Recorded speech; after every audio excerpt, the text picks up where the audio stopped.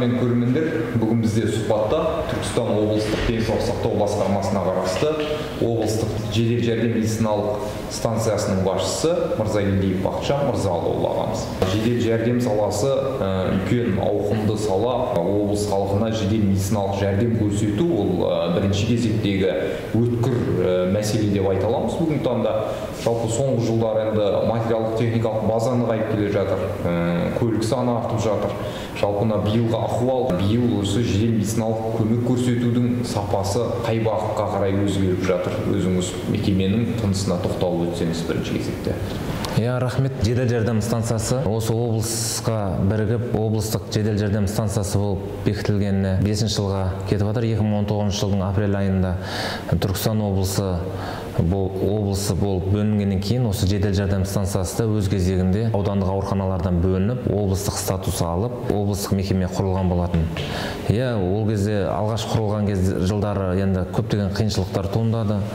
Оның үстіне мынау мекеме қызметкерлерінің айлық жалақысын төлеу барысында да кемшіліктер орын алғаны рас. Ол кемшіліктердің барлығы осы жедел жәрдемге қаралған тарифтің төмендігінен болды деп айтсақ болады. Одан кейін министерствоға, осы денсаулық сақтау саласының басшылығына осы мәселелердің барлығын алдыға тарта отырып, жылдар бойы жыл-жылымен өзінің кезегімен шешіліп келе жатқан жағдайы бар. Қазіргі таңда облыс халқына 150 бригада қызмет атқарады күндіз-түні. 150 бригаданың құрамында 2400-ге жуық қызметкерлер жұмыс атқарады. Ол бригадаларының 6-ы қалалық деңгейде орналасқан болса, 17 бригада аудандық деңгейде орналасқан. 23 елді мекенде подстанциямыз бар. Одан басқа 23-тен басқа 15 елді мекенде дислокация дейміз. Ара қашықтығы аудандық орталықтан ара қашық орналасқан 10 мың халқы бар жерлердің көпшілігіне жедел жәрдем бригадаларының уақытылы жетуін қамтамасыз ету мақсатында жаңа дислокацияларымыз ашылған болатын. Жедел жәрдемге келсек, жалпы емхана жанында да біздің мекемеге бағынысты емес, бірақ аудандық ауруханалардың әр ауданның емхана жанында 4-ші категория деп аталады бізде. Мына созылмалы ауру бар, онкологиялық аурулар бар. Бірнеше жылдан бері төсек тартып жатқан азаматтар үшін көмек көрсететін бригадалар бар. Облыс көлемінде ол 75 бригада, жалпы 2.142.000 халыққа осы 4-ші категориясы бар, біздің осы жедел жәрдем бар, қызмет көрсетеміз. Осы бригадаларды жетіспеушілігі болды. 23 жылы 2 бригада қосымша ашылған болсақ, Созақ ауданы мен Бәйдібек ауданында, себебі ауылдардың арасы өте алыс болды, 200 километрге жуық. Одан кейін таулы аймақта орналасқан екен, 23 жылы осы жерде 2 бекет ашылды, 24 жылы 8 тағы да қосымша бекет ашып, 150 бригада болдық. Бұрын 140 болатынбыз. Бақытжан Мырзалыұлы, сіз енді тәжірибесі мол басшысыз. Бірнеше ауданда бас дәрігер болдыңыз, аудандық ауруханалардың. Сонымен бірге Шымкент қаласында да жұмыс істедіңіз, емханада басшы болдыңыз.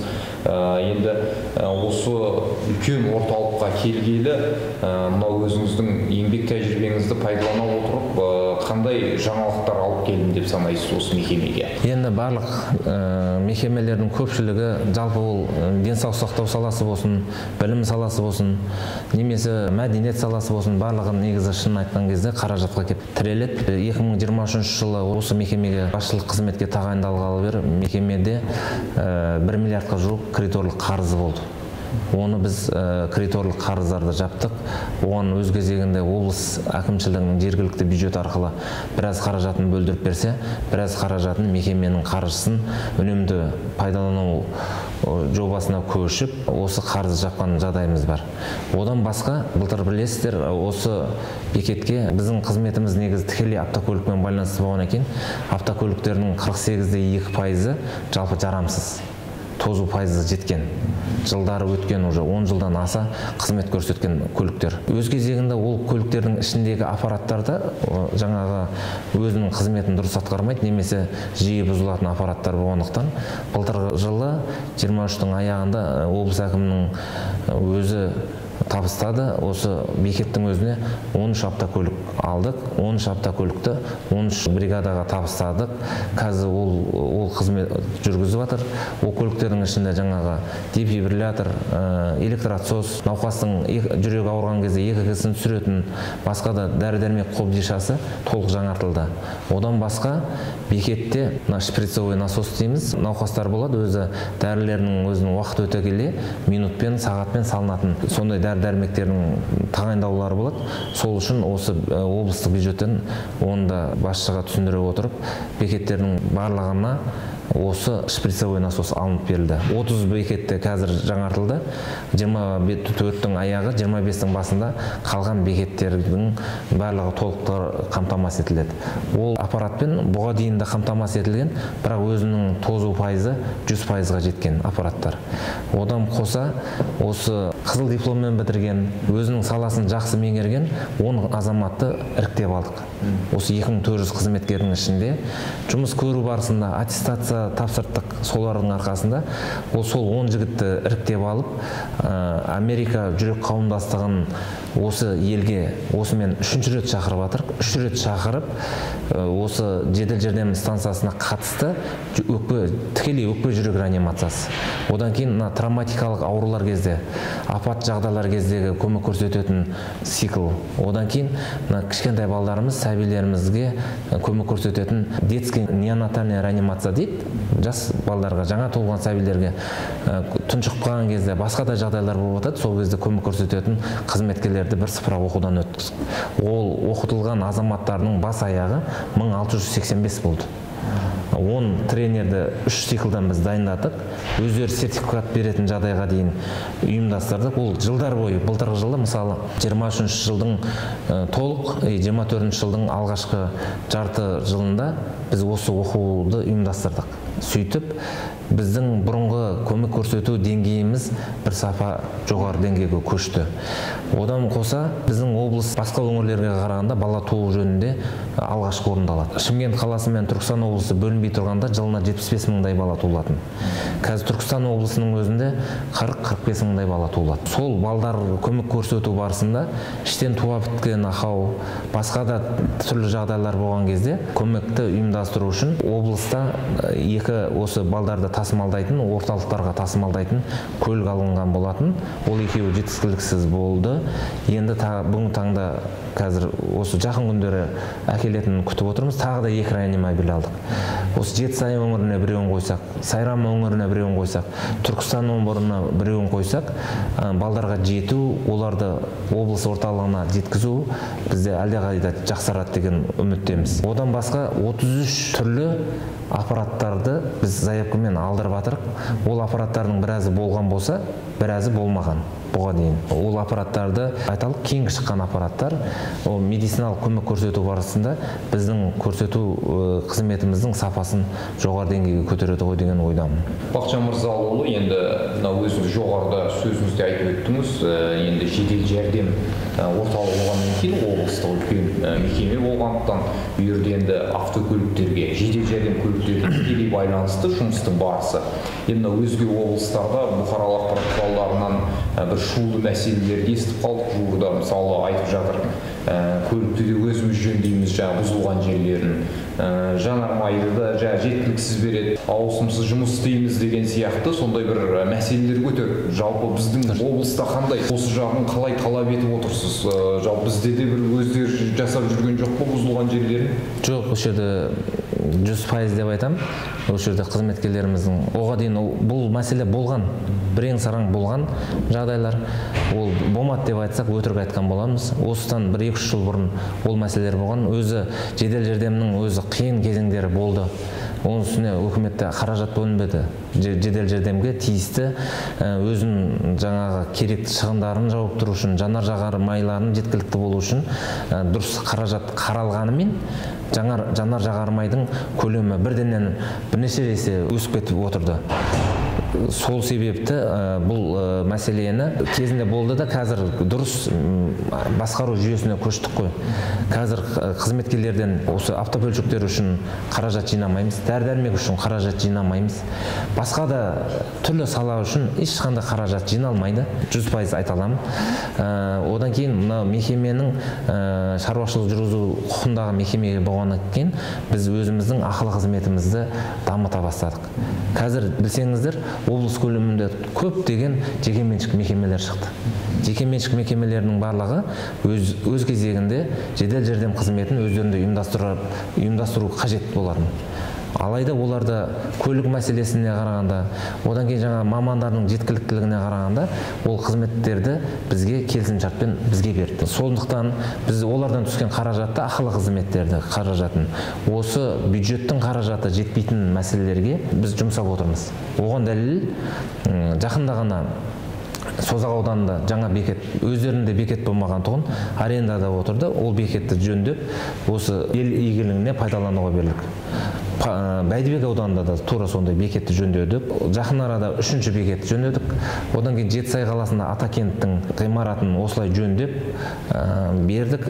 Жақын арада осы Кентау қаласында да 1967 жылғы зданияда отыратын апаттық жағдайда жаңа ғимарат облыстық денсаулық сақтау басқармасынан бұрынғы ескі әскери бөлімнің ғимаратын бізге баланстан балансқа бергізді. Осы жақын күндері ремонты біту керек, солай жүргізіп жатыр. Бұл жұмыс ары қарай жалғасын табады. Келешекте осы жедел жәрдемге келген кезде осы ғимараттардың материалдық техникалық жағдайы өте мүшкіл жағдайда облыс көлемінде. Оны облыстың денсаулық сақтау басқармасының басшысы да біледі, республикадағы біздің тікелей жедел жәрдем үйлестіру қоғамдық кеңесі де біледі. Бұл мәселелерді кезең-кезеңмен шешеміз. Ол қызметтерді жаңа ақылы қызметтің есебінен істеп жатқан жағдай бар. Жүргізушілердің жұмысалық жедел жәрдем көлігін айдайды, тәулік бойы айдайды, жаңылыспасам қызмет көрсетеді, яғни шақыртуларға барады, шұғыл арада жету керек, кейде жалпы сымның астында қалып жатады, кейде ұрыстың астында қалып жатады. Осы жедел жәрдем көлігін айдайтын мамандар тапшы емес па? Сосын оларға қандай талап бар сіздер тарапынан? Біздің тарапымыздан талап ол кісілерге өте жоғары деңгейде.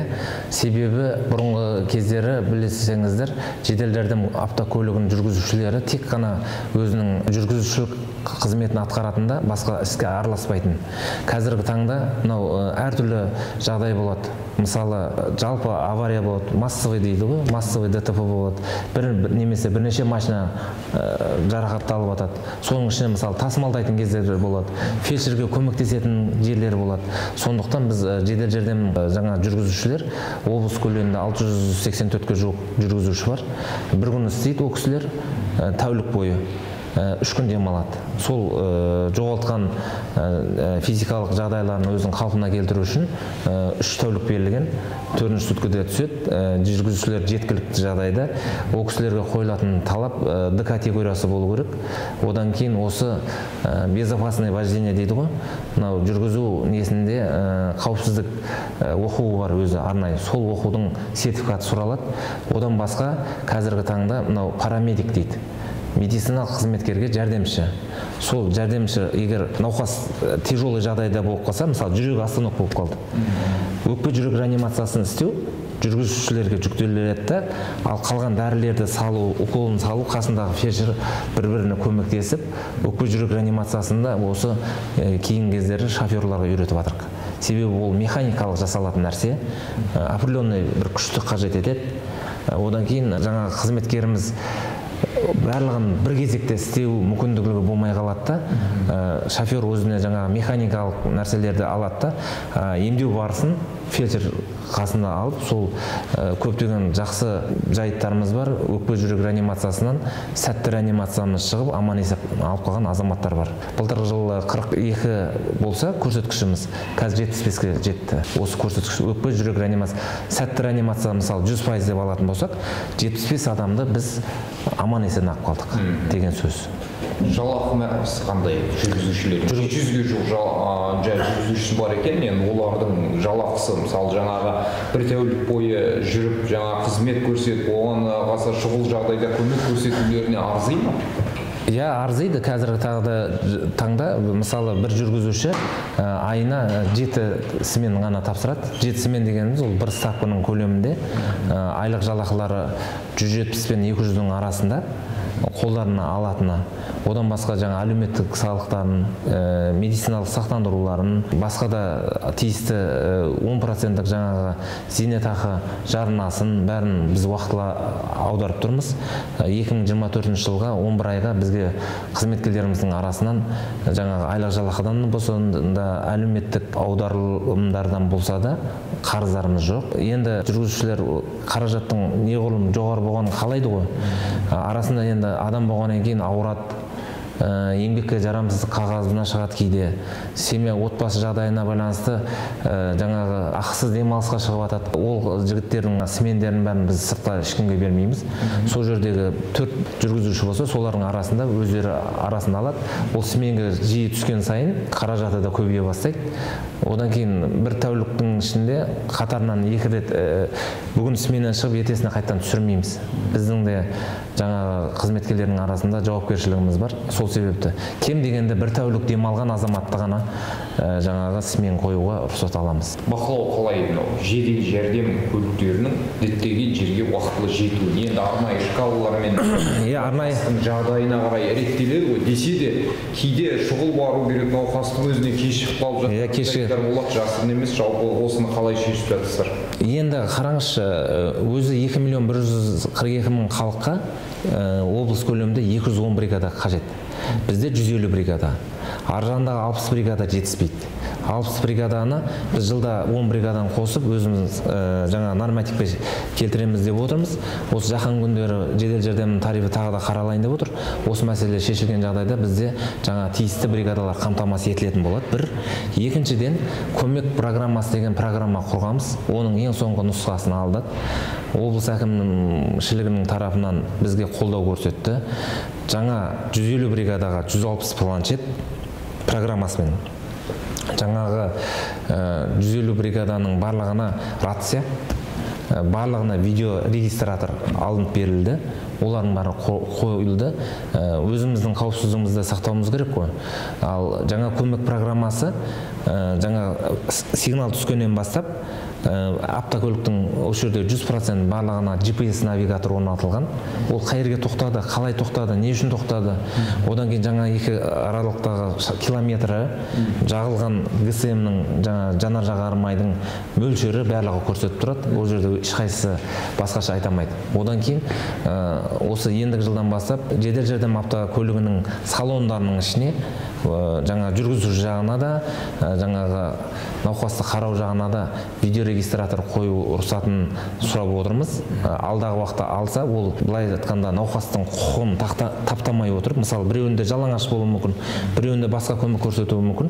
Ол біз не үшін? Ол қызметкердің сол медициналық жаңағы науқасқа көрсетілген көмегін сапалы көрсетті ма, сапалы көрсетпеді ма? Жаңа көмек көрсетіп болғаннан кейін жаңағы сапасын тексеру үшін солай қойсақ па деп отыр. Жоспарға енгіздік. 25 жылы бүкіл автокөліктерде қойылады. Жаңа жетпейтін бригадалардың барлығы 100%, 25 жылы біз 100% деп отырмыз. Енді қаражатты тарифімізді көтерсе, жаңа жетіспейтін 60 бригаданы қамтамасыз еткен жағдайда біздің аудандардағы қойылған жаңа бригадаларды, осы Мөлтек аудан болса, Мөлтек ауданның әр жеріне бригадаларды қойып тастаймыз. Қайтадан бекетке келіп жүрмейді. Дәрі-дәрмегін бір тәулікке жететін қылып береміз. Сол бекеттің тұрған жерінен екінші вызовқа кете береді. Сонда ара қашықтықта жол жүру біріншіден уақытты алмайды. Екіншіден бізге де жанар жағармайдан экономия болады ол жағынан.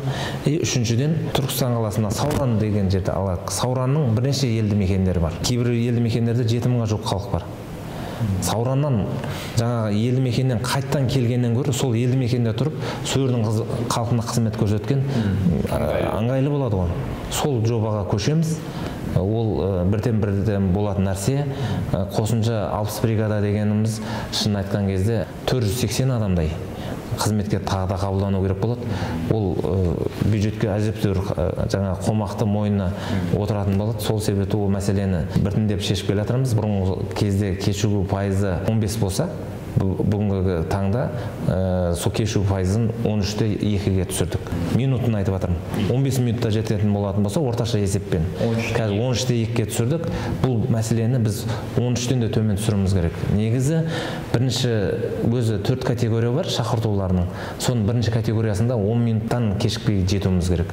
Сол нормативті орындау барысында біз осындай шешімдер қабылдап жатырмыз. Сол алдағы уақытта орындалады. Енді қоңырауларды қабылдайтын орталық 150 бригаданың жұмысын үйлестіретін, бір сөзбен айтқанда, енді осы ғимаратта жабдықталған қанша адам жұмыс жасап жатыр, және де олардың жаңа науқастармен қоңырауға жауап берулерін кейін сіздерге қадағалауға мүмкіндік бар ма? Кейде жаңағы екі тарап бір-бірін түсінбей қалып жатады, шұғыл керек науқасқа жаңағы 15 минуттан кейін жететін жедел жәрдем көлігін жолда жіберу мүмкін. Міне осындай жағдайлардың алдын алу үшін қандай қадағалау болады осы диспетчерлердің жұмысы? Бізде жаңа айтылған облыс әкімшілігінен осы диспетчерлер жаңадан сервер орнатып берді. Сол серверлерде біздің диспетчерлердің сөйлеген сөзі 2 жылға дейін сақталатын аудиожазбасы бар телефондармен қамтамасыз етілді.